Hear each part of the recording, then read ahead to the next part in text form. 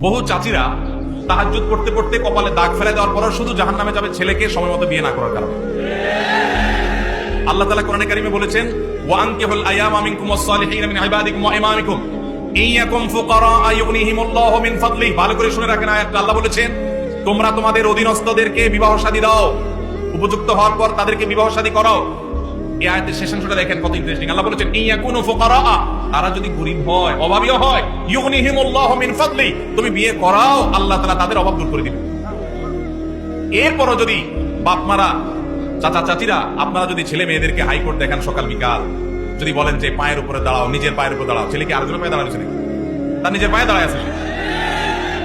ঠিক ঠিক করা পাবলিক ভাইরা, আপনাদের ওয়াজ আছে। শুধু ঠিক ঠিক মাহফিলে হিসাব চিল্লালে হবে না, মাঠে ময়দানে কাজ করতে হবে। কাজের বেলায় ঠন ঠন শুধুমাত্র চিরকুট দেখাই দিবেন আর বাপরে আমি ফুসলে ফাসলে বিয়ে করে দিব। আপনারে এত সহজ মনে করছেন কেন? বাবাদের কথা তাদের জন্য প্রযোজ্য। বাবাদের মায়েদের বিয়ে দেয়াতে কার্পণ্য করা উচিত না। ছেলে যদি ডাল ভাত জোগাড় করার মতো ব্যবস্থা থাকে তাহলে দেরি করবেন না। অনেক মা বাবা আছেন ব্যাপারে কার্পণ্য করেন।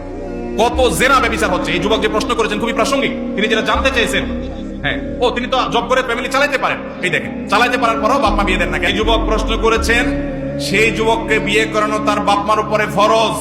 ফরজ ফরজ এই ফরজ তো রক্ষার কারণে বহু মুরব্বীরা জাহান্নামে যাবেন। সমাজ ব্যভিচারে ভরে গেছে।